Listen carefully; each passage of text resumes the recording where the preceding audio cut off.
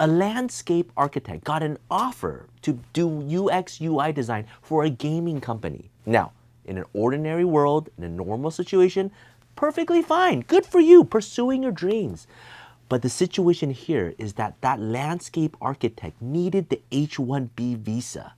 And USCIS has some very specific rules on what kind of jobs you can do based on your degree, right? And this is the craziest request for evidence I have here in my hand. In this video, I want to walk you through everything we did. Let's go. Hi everyone, my name is Joseph. I'm the managing partner here at Tsang and Associates, where we solve legal problems with creative solutions. So the legal problem is that now this client is facing a really challenging request for evidence for his H-1B application.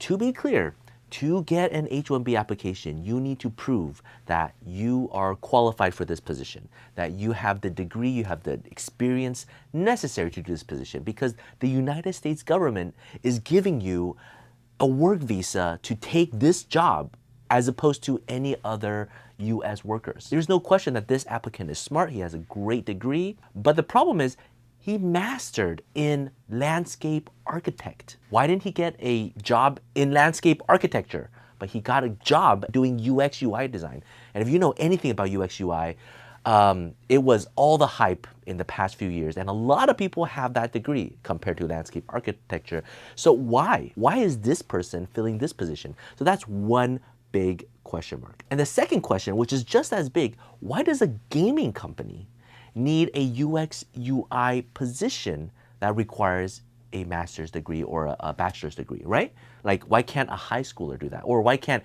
anybody do it? Why is it so specialized? UX UI seems like something that anybody could just pick up, even if you're an English major or you're a feminist studies major.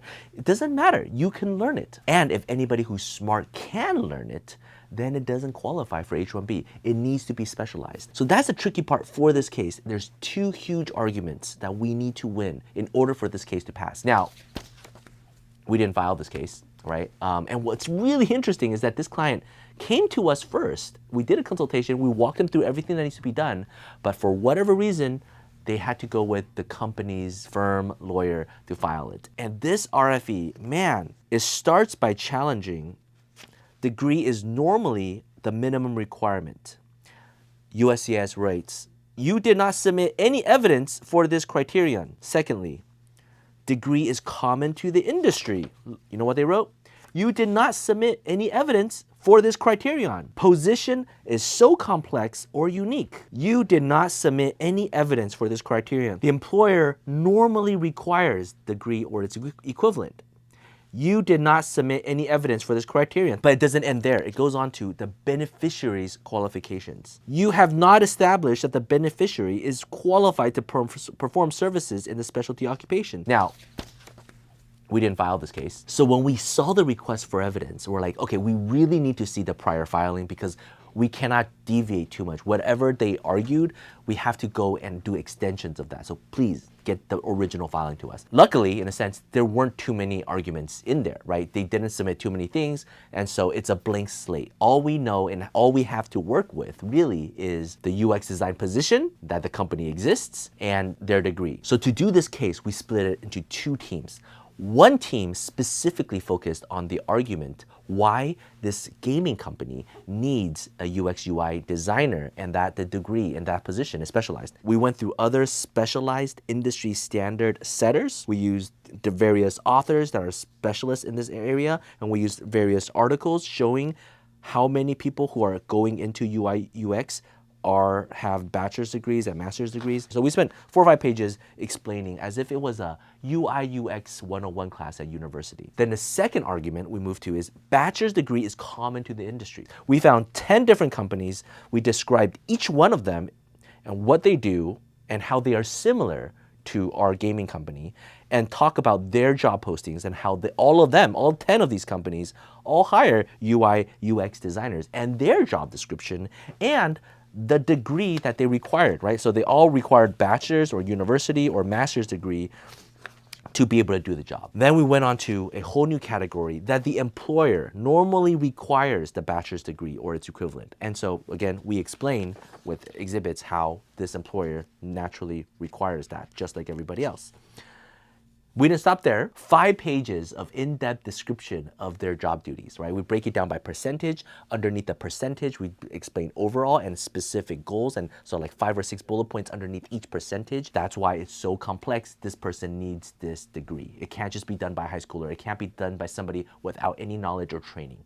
It needs to be done by somebody who's trained. The hardest part of this case is how to argue why the beneficiary, who is a landscape architect, somehow is qualified to do a UX UI design. One thing that we just had to do was to get at least one credential evaluation company to find an expert in this field to write a letter of recommendation attesting that they know this person and that this person's education, their experience is equal, if not better, than somebody who's trained at a US university. Now that is incredibly hard. We know because we tried really hard. We contacted 3 to 4 major US credential evaluation services. Every single one of them said they couldn't do it. Not a chance. So that's when we brought the first team who was working on this case already. We brought all of their research and we brought all of the clients' background. We took every single one of their classes and we highlighted them and we compared them to the duties, right? As a UX UI designer, you need to know these softwares, you need to know how to do these type of design. Look at this landscape architect. You took these classes and you learned these things. They match, it carries over, right? This person didn't just have a bachelor's degree, they have a bachelor's degree and a master's degree in landscaping. And so there's a lot of design classes that goes into that particular master and major, and a lot of books that they had to read that deals with design concepts and UX and UI. Luckily, UX and UI is extremely broad. It's about user experience. Well, what is landscaping? It's about when you walk into a place that you will feel happy. In one sense, it's on land, another is on the website. You see the similarities once we start breaking it down. And so we meshed everything and we kept on going back to the credential evaluation. Now, we didn't take no for an answer, right? We worked with the best companies. And so when one person says no, says, please, let me talk with your manager. I know it's a very complicated case. And so we worked very closely with one of the credential evaluation, one of the biggest in the country. And they were like, okay, I'm gonna try really hard one more time to talk to our experts. They took our research, talked to the experts, and finally the expert was saying, okay, I see the argument now, I could do it. They wrote the letter, gave it to us. We reviewed everything. It looks good. So we were able to use it at this last page. Having an expert in the field of UX and UI design attesting that all the education and all the things that they learned, that was equivalent to a US degree. They were able to certify it. We were able to cite them, quote them. And this wasn't a slam dunk by any means. I've seen plenty of H-1B denials disregarding expert opinions, saying you just paid for it, essentially. Not only did we use the expert opinion and we cited it, but we also showed the reasoning in detail. We did it all in one page with a lot of exhibits. Maybe we did too much, I mean, looking at it, it's like, do we need 10 companies? I mean, that's a lot of work. Could we have settled at 5? But just in that moment, because there's so many uncertainties, well, we have the time, we already found 5, just find 5 more. I don't know exactly what the officer saw that made them want to ultimately approve this case, which argument it is, but we hit single one, right?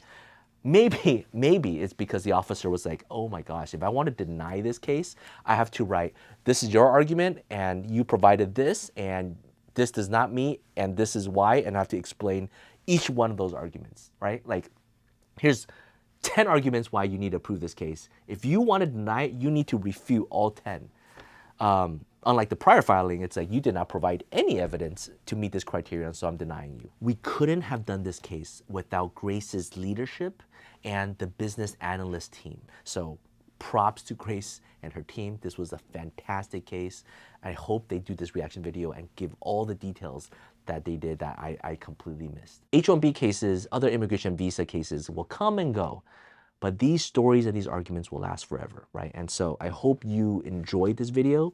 We're trying to provide all the strategy to show you guys. So if you are in a similar situation, we might not be able to help you, but you could watch this video and hopefully you can help yourself. Take care. Bye-bye.